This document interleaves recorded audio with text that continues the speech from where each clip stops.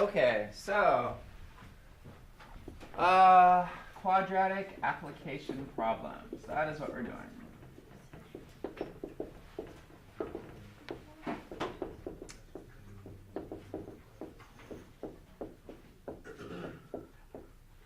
And that's just a nice way of saying word problems using factoring and quadratics. Okay? Let's take a look at our first problem here. A golf ball is hit upward 132 feet per second. Golf ball. Hit upward 132 feet per second. Okay? That's our given. Its height in feet after t seconds is modeled by this equation. So the height in feet after t seconds. So h is height, t is time. Okay, so the height in feet after t seconds is given by h equals 132t minus 16t squared.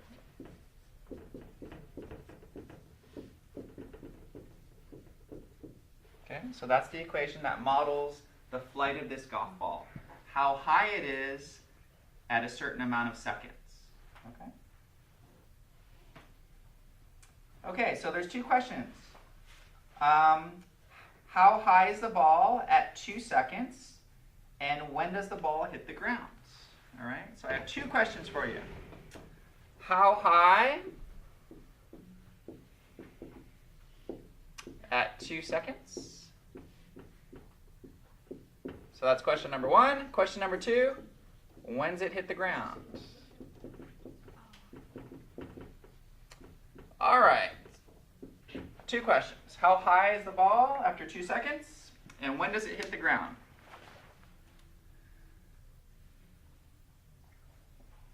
So what we need to understand and be perfectly clear is this is my equation that models the flight of the ball, all right? It's going to tell me the height if you tell me how many seconds, okay? So part number one should be pretty easy. How high is it at 2 seconds? Well, they're telling you what the time is, right? The time is 2. So to solve part one, you might need to get a calculator out, but put 2 in here and here and see what you get.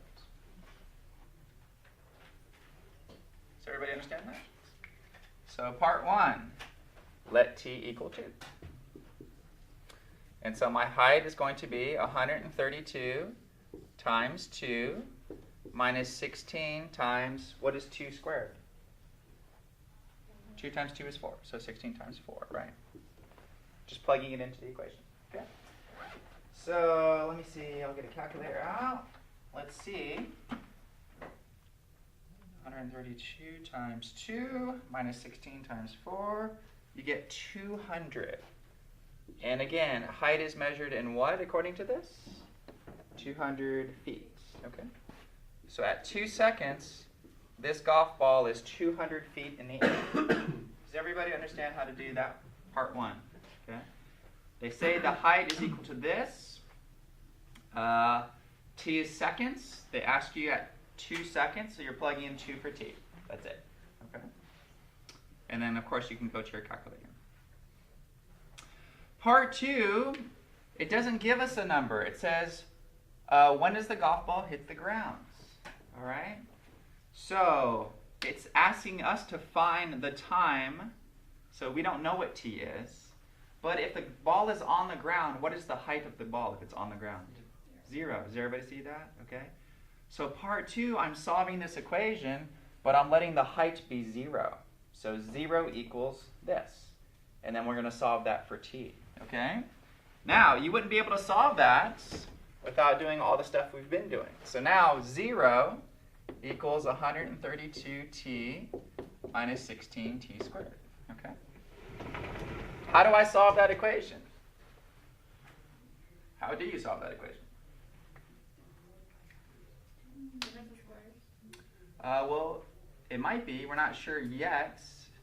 What's the first step in factoring? Always GCF, right? Is there something common to 16t squared and 132t? T for sure. And then we have to see if there's a greatest common factor, right? 4 goes into 16. Does 4 go into 132? Yes. Okay. So, I don't really like having the 0 on the left, so I'm just going to put that 0 on the right for a second. If you guys don't mind. And then let's pull a 4t out. Okay? 4t. 4 times what equals 132? 33. 33. Minus 4 times what gives me 16t squared? 4t. Everybody see that? What did we do at the end of last class when we got to this point? Zero factor property. I have this times this equals 0. What do I do with each of those? Set them into equal to 0. Right. So 4 times t equals 0. Or 33 minus 4t equals 0. Okay? I have 2 equations to solve. Am I expecting 2 answers? Yes. Why? How do I know that? Because the power was 2, right? So we're expecting 2 answers. These quadratic equations we're expecting 2 answers. Okay, this first one's pretty easy. If I divide both sides by 4, I get t equals 0. Right. Now, what is that saying? That's saying, hey, before you hit the golf ball, it's on the ground. That's pretty much what that's saying, right? When the time is 0, the golf ball's on the ground. Does that make sense? Yeah, should make sense. Okay. We're more interested in this one, though. So solve this. If I have 33 minus 4t equals 0, subtract 33 to the other side. And let's see, we get negative 4t equals negative 33. Divide both sides by negative 4. So t equals negative 33 divided by negative 4, which is 33 divided by 4. And let's see what that is roughly. 33 divided by 4, 8.25 seconds.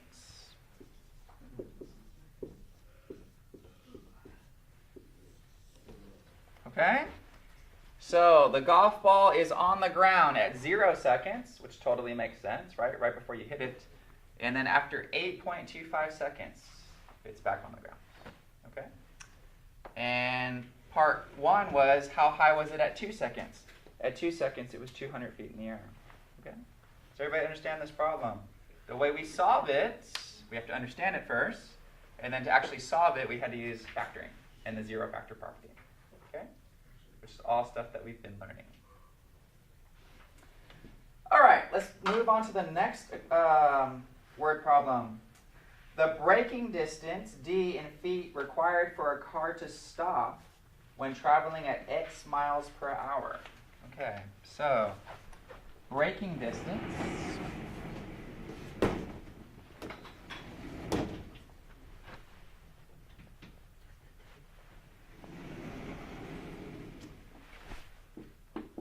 The braking distance, d in feet, for a car to stop when traveling x miles per hour.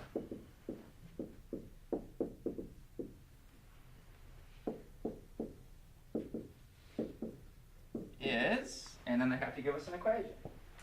The equation is d equals 1 over 11 times x squared. D equals 1 over 11 times x squared. Okay? So there's 2 variables. It's very important for us to make sure that we understand what these variables are. Okay? D is the distance in feet it takes for the car to stop. Okay? That's what D represents. X represents how fast the car is going. Okay? So we have how fast the car is going, and then how much distance it takes to stop. Does that make sense? That's the 2 equations, or the 2 variables we have so far.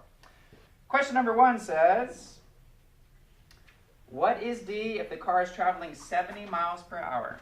Okay? So question number 1. Find d for a car traveling 70 miles per hour.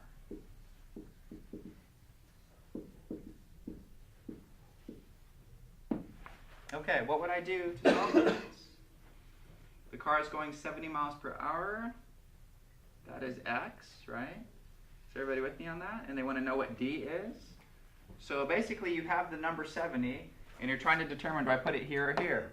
And hopefully everyone sees that you put it in for x, because x is miles per hour. Okay, so plug in 70, and let's see how far it takes for the car to stop. So you have 1 divided by 11 times 70 squared.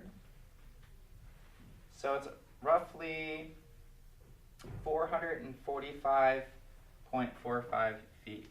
Okay, so part 1, we have D equals 1 over 11 times 70 squared. And it's roughly, in my calculator, about 445.45 feet. So if you're going 70 miles per hour and you hit the brakes, it's going to take that much distance before the car stops, okay, according to this formula.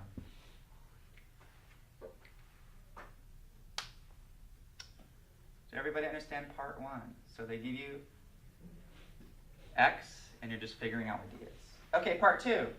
If the braking distance D is 44 feet, what was the speed of the car? So now they're going backwards. Okay? So question 2, if D is 44 feet, find the speed of the car. If D is 44 feet, find speed of the car.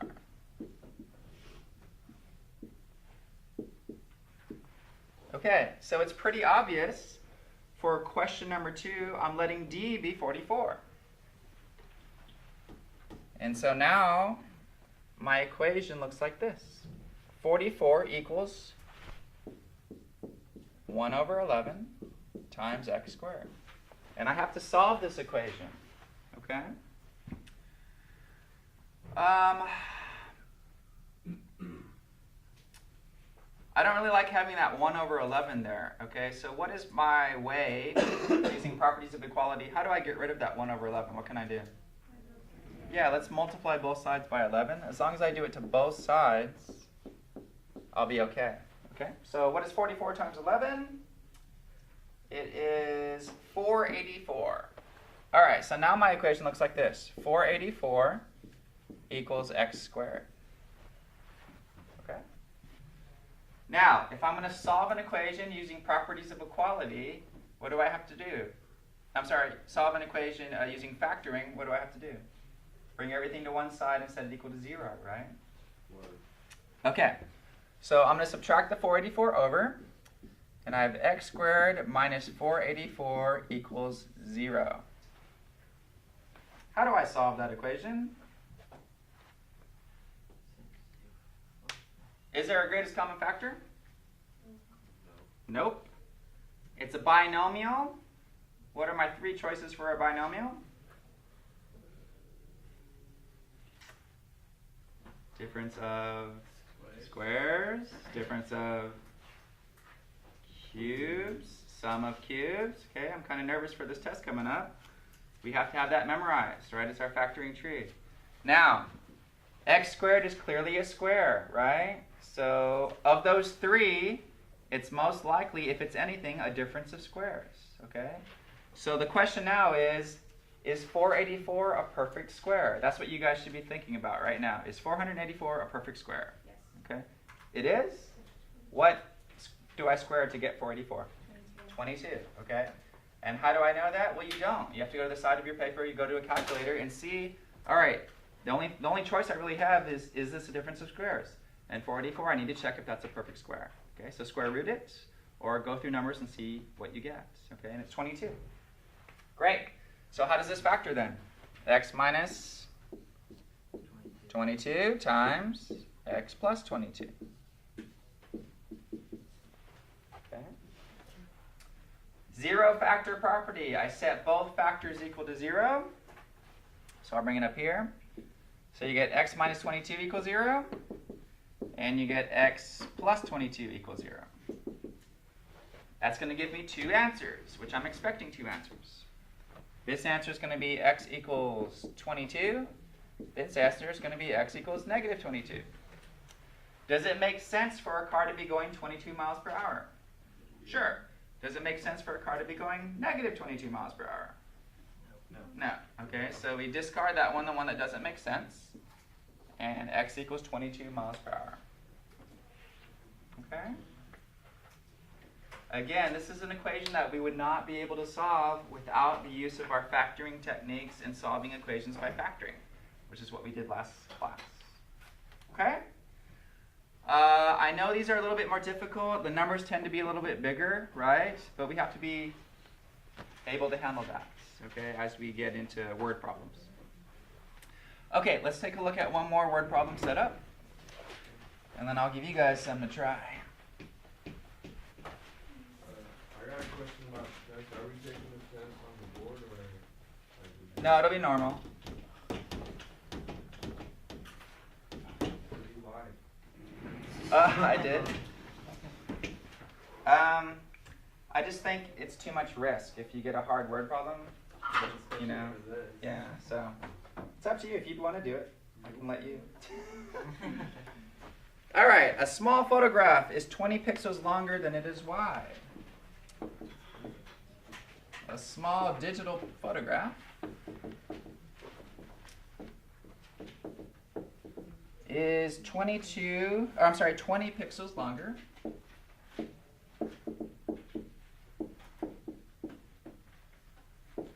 than it is wide.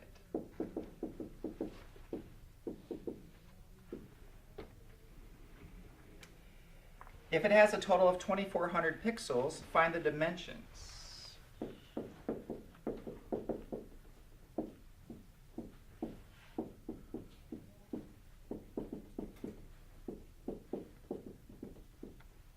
Find the dimensions. Small digital photo is 20 pixels longer than it is wide. So if it has 2,400 total pixels, find the dimensions. Okay, so we have a photograph, a rectangular photograph. It's 20 pixels longer than it is wide, okay? So I need to set this up, right? If I let this be the width, what do we know from the first sentence that the length is? 20 longer. 20 longer, so how would I write that? W plus 20. W plus 20. Does everybody agree with that? W plus 20. Okay, so far? The total area is 2,400 pixels, right? What is my equation for area in a rectangle? It's length times width, okay? So it's basically saying the length times the width is 2,400 pixels, okay? So that gives me my equation. Basically, the equation is W times W plus 20 equals 2,400. That's the total amount of pixels. What it's asking me to find is the length and the width, okay? So I need to solve this equation, which will allow me to solve for W, okay? So this is one of those equations that this side is factored, but we don't have the right number over here. What number do I need over here? I need a 0 before I have it factored, okay? So this is one of those unfortunate ones where you need to multiply this side out, bring the 2,400 over, get it to equal 0, and then try to factor it, okay? So let's do that together. If I multiply the left side out, I'll get W squared plus W times 20, which is 20W, equals 2,400. Okay? I can't do factoring by the zero factor property unless I get a 0 on the right-hand side. So subtract that 2,400 to both sides, and you get W squared plus 20W minus 2,400 equals 0. 2,400. All right. It's a trinomial, guys. What are my two methods for factoring a trinomial? AC and trial and error. AC and trial and error. Okay.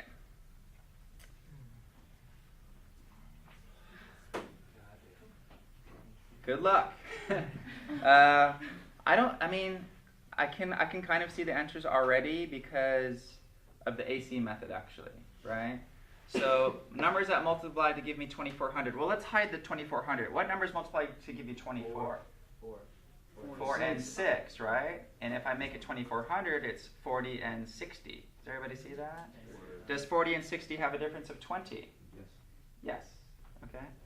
So it's actually going to be 40 and 60 are the numbers that you need to use. Now, you might not get that right away, but you should be able to get it after like 5 minutes or so working on the numbers to get 2400. Okay? And again, these numbers are going to be bigger when you're doing actual word problems. But hopefully you should get that. I'm going to go ahead and write out the factors. It's W, it's plus, it's minus. We said 60 and 40, so let's try 60 positive, 40 negative. And you guys can multiply that out and check that it works, right? So W times W is W squared. W times negative 40 is negative 40W. 60 times W is 60W. 60W minus 40W does give me a positive 20W, okay? And 60 times negative 40 is negative 2400. Great. If I get here, I'm pretty much almost home, right? Now, zero factor property, you set both factors equal to 0, and then you finish the problem. So I set W plus 60 equals 0, or W minus 40 equals 0. Okay? On the first equation, I subtract 60 from both sides, and you get W equals negative 60. Does that even make sense for a width to be negative 60? No. So that one doesn't make sense. Okay? We call that an extraneous solution, one that doesn't work. Over here, W equals 40, and that does make sense. Okay? So W equals 40 is my width. Then what's my length? 40 plus 20, 60. Okay? So 40 pixels wide, 60 pixels long. All of these problems require you to be really good at factoring, setting it equal to 0, factoring, and then solving by the zero factor property. Questions on that one? All right. These are not easy.